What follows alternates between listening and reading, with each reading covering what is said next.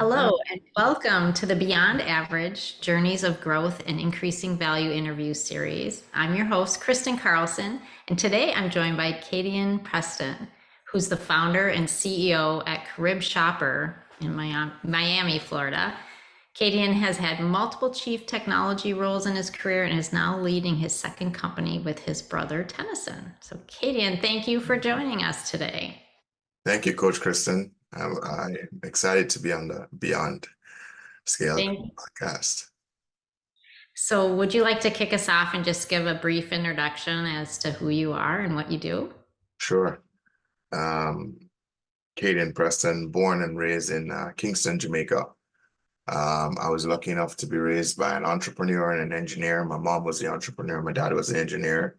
And from a very young age, I got exposed to the life of being an entrepreneur and I fell in love with it. My mom was started out as a trader, buying and selling in Jamaica, and then landed on um, building a children's store, children's goods store in Jamaica, and morphing that into making children's clothes. And I was lucky enough to see her journey and have a great understanding for the challenges of an entrepreneur, a female entrepreneur at that, and what it takes to grow and scale from the Caribbean, where I'm from. And then for my tertiary education, I moved to New York to study technology. And I started my career in Wall Street, building day trading technology, and eventually from that growing and owning my own managed service provider where we built custom software for integrations. And that's a bit about my story. So you followed your dad's path too, right? From an engineering I did. technology perspective. I did. So put it all together. Yeah. So now you're running this Carib Shopper business, and what got you motivated to start this company? I think it stems from two aspects, Kristen. Number one, my own challenges as uh, as an immigrant living in the U.S. My career took me all over the U.S. And whenever I was not close to a Caribbean community, it would be hard to find the Caribbean products that I grew up on, the products that I love. And as I became a father and started a family, it became more apparent to me and more deliberate that I wanted to grow my children within the cultural aspects of where I'm from, and accessing our products and learning about the culture was pivotal in raising my children. And so that's problem number one. Problem number two stems way back into my childhood. Again, seeing the struggles of an entrepreneur and realizing that 25 years later, the challenges that exist for manufacturers in the Caribbean to scale internationally are still there.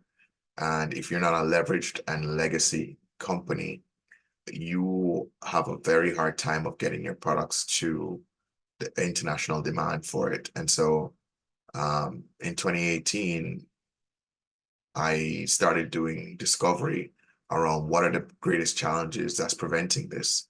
And subsequent from that research that I've done and traveled and met with manufacturers and in different countries in the Caribbean, I realized that this is a problem that I want to fix. And so in February 2020, we started Carib Shopper right before the pandemic.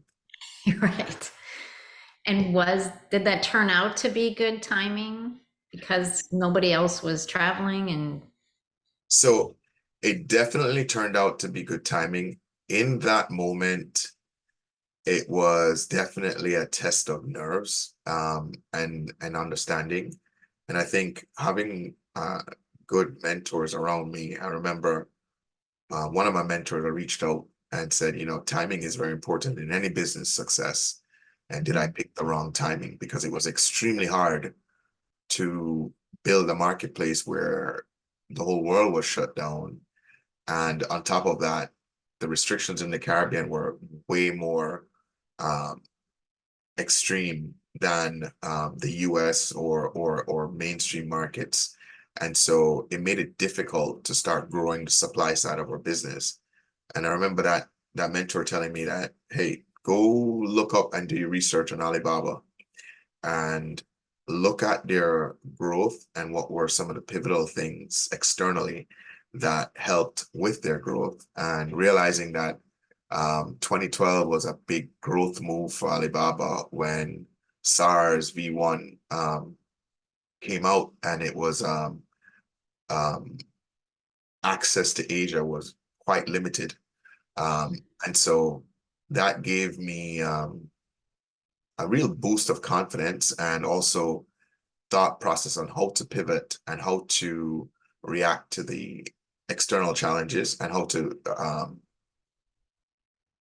execute or business model within those frameworks. And I think one of the things that we recognize very quickly that as a startup, we start to get more receptive eyeballs because of the constraints due to COVID. And so it helped us to scale or supply side quickly, even though that was still a challenge. So it helped with trust, but the movement was still a challenge, but we were able to get through it. So it Awesome. definitely did work in our favor. How did people find out about your business? Was it word of mouth in the community or? So we took we took a different roadmap during that time.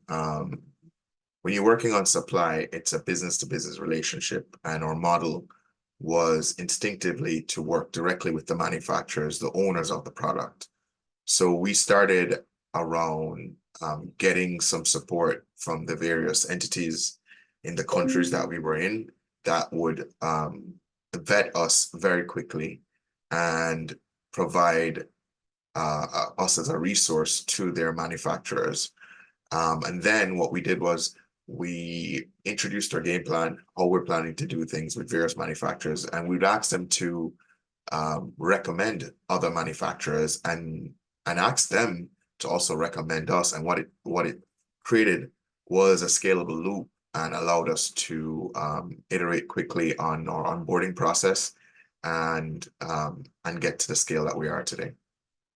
And how about on the demand side? How was the demand in 2020 for So what you were? we didn't launch in 2020. We started Okay. building the supply side, and because of the restrictions in movement, it made it longer in our timeline.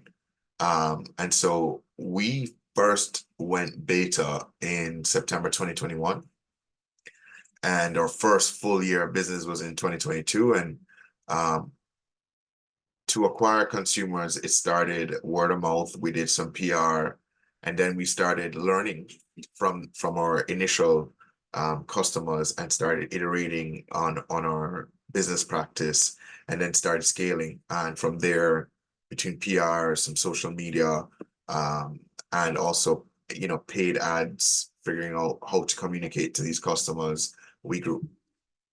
Awesome. And how big is your company now? So today we're in two markets in the Caribbean, Jamaica and Trinidad, and we're looking to expand to two other markets this year. We grew to the US market, was our opening market. We have expanded that to Canada, and we're now adding the UK in a couple months. We have just a little bit over 30,000 customers, and we have over 600 merchants representing 7,000 plus SKUs from the Caribbean. And it has enabled us to be the number one largest marketplace and the number one marketplace for Caribbean made.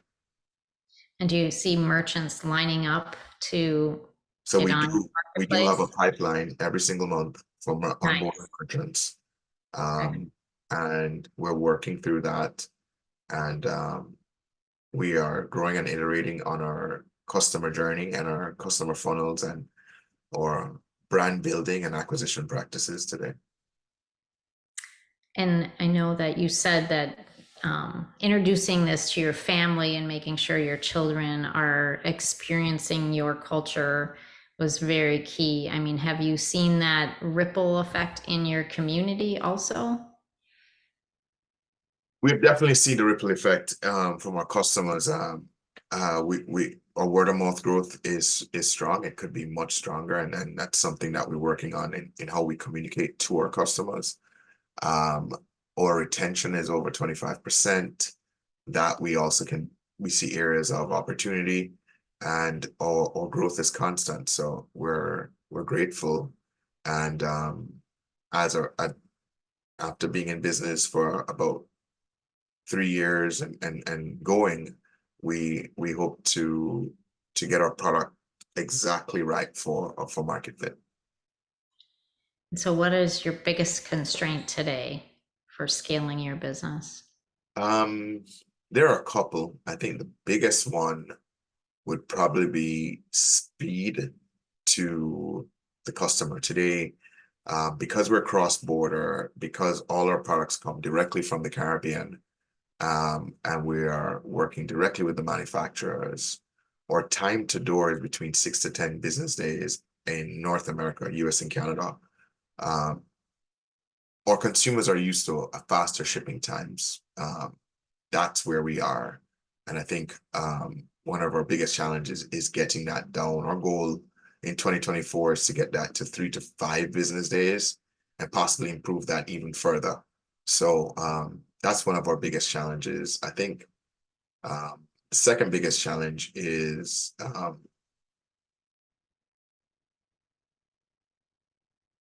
building a community. And so that's one of our major growth points this year. Awesome. And not just becoming a resource, but be more of embedded in our community. And what would you like your legacy to be with the company? That's a very good question, and I think I've said this before, and it the mission of making Caribbean made accessible and building and solving the problem around scale internationally is something that's dear to my heart, and it is my life's work. At success, I would want um, the next great manufacturer out of the region to not have to feel like they have to leave um, their home to grow and scale their idea, their business. I'd want them to that 10 years from now, they know exactly that they can live in Jamaica, Dominican Republic, Trinidad, wherever, and build a great product and scale it all over the world. And I'd want for our company to be the catalyst of that. Right. I see just this ripple effect, right? I mean, you build your wealth, but you're also building the wealth of others and also other countries. So that's just amazing. And Yeah. congratulations on your success so far. So, any advice you would give to a starting entrepreneur, someone starting this journey? Yeah, there's a lot, but I think my key advice to any entrepreneur that has an idea that they can't get rid of and they feel deeply that this is a problem they want to solve, it's number one, um,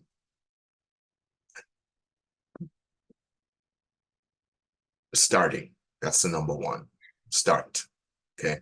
And understand that the journey is not going to be, you're not going to be an instant success. That happens very rarely.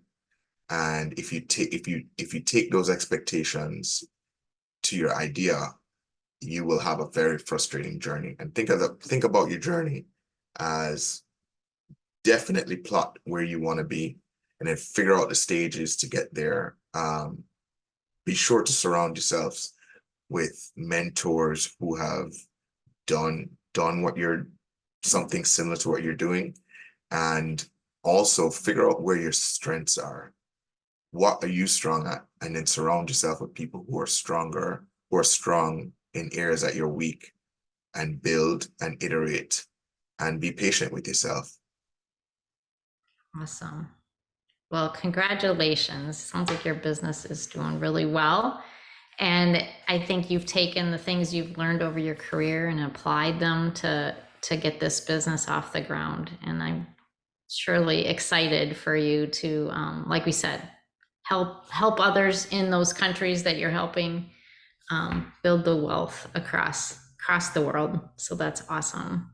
So thanks for joining us today, Kadion, and it was great to meet you and learn more about your journey.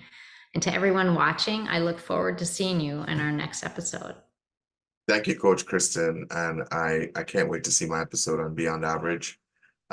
It's a pleasure to be here and an honor. Thank you so much.